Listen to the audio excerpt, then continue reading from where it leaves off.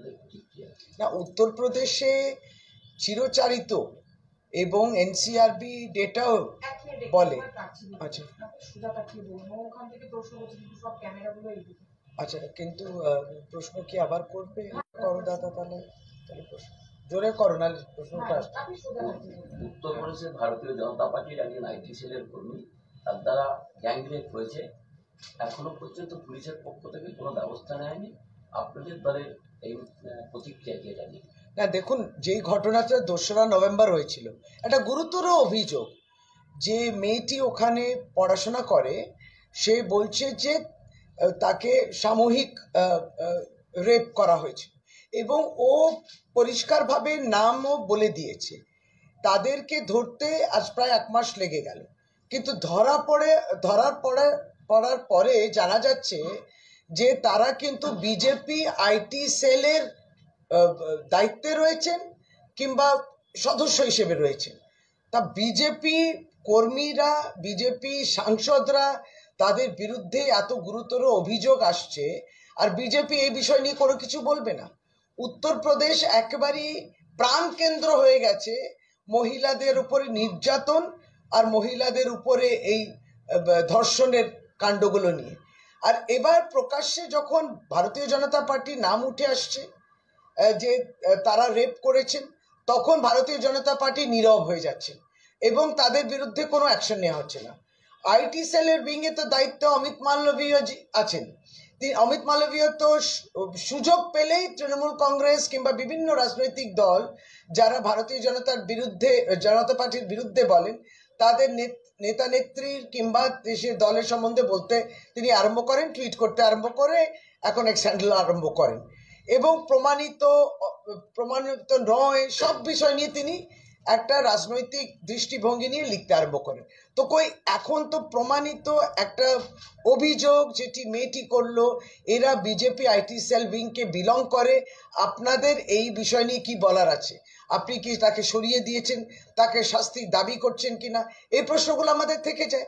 এই ছেলেগুলোকে দেখা যাচ্ছে, বিভিন্ন ছবি বেরিয়েছে সোশ্যাল মিডিয়ায় ভর্তি, বিভিন্ন বিজেপি নেতৃত্বের সঙ্গে তাদের ছবি রয়েছে, নেতা মন্ত্রীদের সঙ্গে রয়েছে, মুখ্যমন্ত্রীদের সঙ্গে রয়েছে। তো কয়েকজনের ছবি দেখে কত কি তারা অন্য রাজনৈতিক দল হলে করে দেয়। তা আপনাদের এটা নিয়ে কি বলার আছে? পার্লামেন্টে পাস ইস্যু করেছে বিজেপি এমপি, কিন্তু তার বিরুদ্ধে কোনো অভিযোগ নেই, তার বিরুদ্ধে কোনো তদবির ইনকোয়ারি হয়নি। এই বিষয়গুলো আমরা দেখছি চলছে। আর উত্তরপ্রদেশে এতগুলো ক্রাইম হয় মহিলাদের বিরুদ্ধে, এবং এই বেনারস হিন্দু ইউনিভার্সিটি কাশিতে রয়েছে, বেনারসে রয়েছে, মাননীয় দেশের প্রধানমন্ত্রী, সেখানে নির্বাচিত সাংসদ, এই বিষয়গুলো নিয়ে কেউ বলবেন না? ভারতীয় জনতা পার্টি একবারে নীরব থাকলে কি সব দোষ একবারই ক্ষমা হয়ে যায়? ফলে আমরা ভীষণভাবে সিরিয়াস কনসার্ন এক্সপ্রেস করছি এবং আমরা উদ্বেগ প্রকাশ করছি। আমরা এটা নিয়ে উৎকণ্ঠায় রয়েছি যে আপনারা বিজেপির, যদি আপনারা রাজনৈতিক দল কর্মীদের নিয়ন্ত্রণ না করেন, তাহলে আপনি যদি কোনো ব্যবস্থা না নেন, তাহলে একটা খুব বাজে সিগন্যাল যাচ্ছে। এবং উত্তরপ্রদেশকেও তাদের ল অ্যান্ড অর্ডার বিষয় নিয়ে, আইন শৃঙ্খলা নিয়ে বিষয় নিয়ে এই অভিযোগ এবং তারপরে শাস্তি, মেয়েকে তো ন্যায় পেতে হবে, এই নিয়ে উত্তরপ্রদেশ কি বলছে, বিজেপি কি বলছে? মহিলা কমিশন বা সুরক্ষা কমিশন, তারা তো এ রাজ্যে বহুবার সামান্য থেকে কিছু হলেই চলে আসেন, এই ক্ষেত্রে তাদের ভূমিকা কিরকম? জাতীয় মহিলা কমিশনও এই বিষয় নিয়ে নীরব। এখন তাকে যদি আগে থেকে বলে দেওয়া হয় যে যাদের বিরুদ্ধে অভিযোগ তারা বিজেপি ওয়ার্কার্স কিংবা বিজেপি বিভিন্ন দায়িত্বে রয়েছেন, তাহলে তিনি স্বতঃস্ফূর্তভাবে আর এগিয়ে আসবেন না। এবং আমরা মণিপুরের ক্ষেত্রেও দেখেছি, তার কাছে প্রথম খবর ছিল সেই নগ্ন অবস্থায় মহিলাদের হাঁটানো হয়েছিল মণিপুর, তিনি কিন্তু এ বিষয় নিয়ে কর্ণপাত করেননি এবং বিষয়টা দেখেননি। আবারও উত্তরপ্রদেশে এই মেয়েটির অভিযোগ বলছে এবং দেশের আইন বলে অভিযোগ এলেই কিন্তু সঙ্গে সঙ্গে পদক্ষেপ নিতে হবে। এবার জাতীয় মহিলা কমিশন কি পদক্ষেপ নেবে আমরাও অপেক্ষায় রইলাম, এখনো আসেননি। কেন দেরি হয়েছে তাদেরকে ধরতে? 1 মাস দেরি কেন হয়েছে তিনি প্রশ্ন করবেন না। কিন্তু বাংলায় একটা কুৎসা করার জন্য, একটা বিভ্রান্তি তৈরি করার জন্য কোথাও মিথ্যা জিনিস রয়েছে এবং সেটাকে রাজনৈতিক একটা মুখ দেওয়ার জন্য তারা সবসময় হাজির।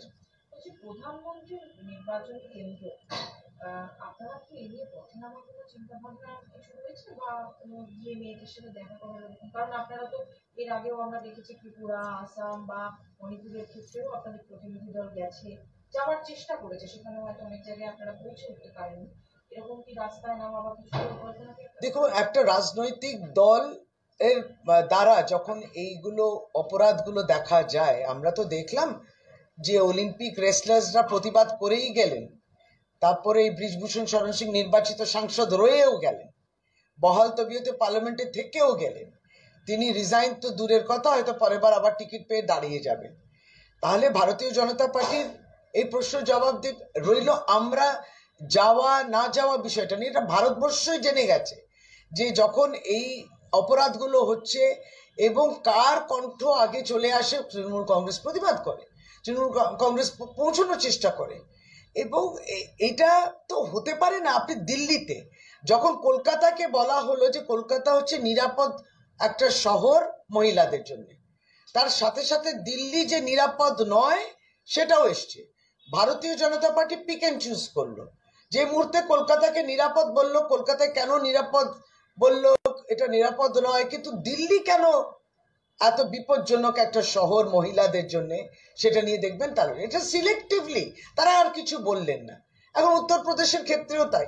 কিন্তু ভারতবর্ষের মানুষ জানে এনসিআরপি ডেটা তাদের ডেটা, জাতীয় স্তর থেকে একবার প্রশাসনিক অনুমোদন নিয়ে যে ডেটাগুলো বেরোয় তাতে তো বলেছিল দিল্লি নিরাপদ নয়। উত্তরপ্রদেশ এবং বিভিন্ন জায়গায় যেখানে ডাবল ইঞ্জিন সরকার চলে, আপনার কেন্দ্রেও সরকার, উত্তরপ্রদেশেও তাই, ডাবল ইঞ্জিন।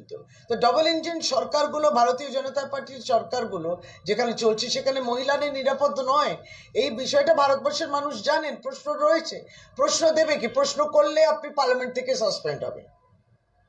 তাহলে আমরা যাই কি না যাই তো পরের বিষয়। আমাদের তো উল্লেখযোগ্য বিষয়টা আছে যে ভারতীয় জনতা পার্টি বলুক যে আইটি সেলের দায়িত্বে রয়েছেন এরা ইউপিতে, তাদের বিরুদ্ধে কি পদক্ষেপ নেওয়া আছে। ঘোষিত প্রমাণিত ভারতীয় জনতা পার্টির তারা ওয়ার্কার দায়িত্বে ছিলেন। ঠিক আছে।